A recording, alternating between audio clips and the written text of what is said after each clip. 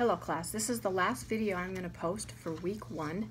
I'm just reviewing information you might have missed from last Thursday. So what I'm going to talk about now is administration technique and basal and ceilings.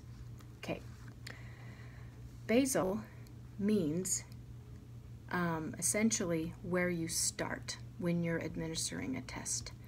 You need to establish basal before you can continue testing. The reason for basal is that you don't want to have the student spend time and energy on questions that they know the answer to. So you establish an estimated spot to start, and then you give those questions, and they need to get so many correct before you can continue. And every subtest lists what the basal is in the top left corner. And you must establish basal, meaning they must get so many correct before you can continue to move on. And let's say they get one wrong, you just say, oops, I started in the wrong spot, my fault. You go back and you start on previous questions that you skipped so you can establish basal. Ceiling is where you stop. And that's going to be different depending on the subtest. And they need to get so many incorrect before you can stop. And we'll practice that. Make sure you don't finish the whole test. They're getting them wrong. That would be really hard on them, the student, if you just kept going. So you only go so far, they get so many wrong, and then you stop. Now, if they see any items on the page, you must finish those, just so they don't see or get the feeling that they're doing poorly, and you just want them to work hard and do the best they can. So, basal and ceiling. Let me know if you have any questions with that. After I introduced basal and ceiling Thursday, we talked about administration techniques, and I have a complete list of what you need to remember when you're giving, and it's in a PowerPoint, and it's listed in week 1 modules. So I'm going to kind of summarize. I'm not going to go through each PowerPoint slide word for word, but long story short, make sure you know the student as well as possible. Get to know them. Ask them their dream job. Ask them their favorite food. Get to know them, because this is a very intrusive test. Do you think students like well, do you like to take tests? So your students probably won't want to sit down with you and take every single test that you put in front of them. So get to know them as well as possible. Next, know your tool. Know the rules. I use the analogy in class that every subtest is a different sport, has different rules, different starting points. You can repeat things. You might not be able to repeat things. There might be a time limit. So really know the subtest, know the rules and guidelines, and that's listed at the beginning of every single subtest in the Woodcock-Johnson. Okay, know the pronunciations, kind of review things, know what you can say, what you cannot say, and we'll practice this when you administer these tests over the next 6 weeks.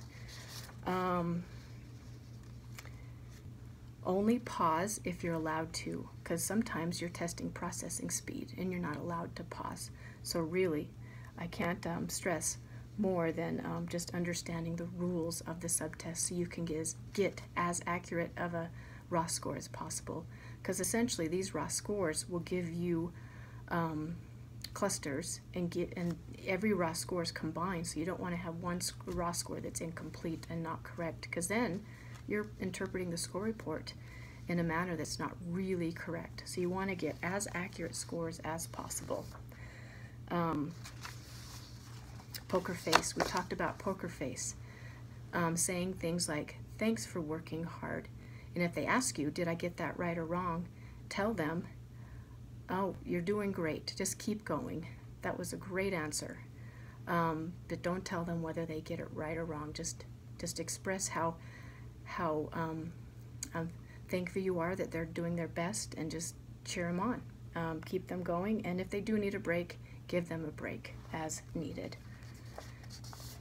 Okay, I'm not going to read the PowerPoint word for word, but being familiar with the student and the test is so important, and testing in a very calm manner.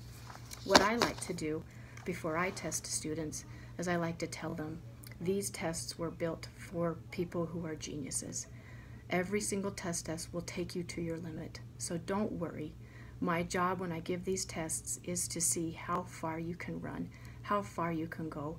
So we'll start easy, and every test will start to get harder, and that's just how it is. Don't worry about it. It doesn't mean you're doing anything wrong. Just do the best you can, and I'll tell you when to begin, I'll tell you when to stop, and just do the best you can. That's all I ask for. And yes, I did provide rewards. I would ask the student their favorite drink, their favorite candy, and I would provide that if it was, you know, appropriate, depending on the students and the IEP rules. You know, you never know. You don't want to give rewards unless it's okay. So anyway, long story short, make sure you know the test, make sure you know the rules of each subtest, and read through things. Don't rush. And yes, I'll be watching my face-to-face students administer tests and those at a distance.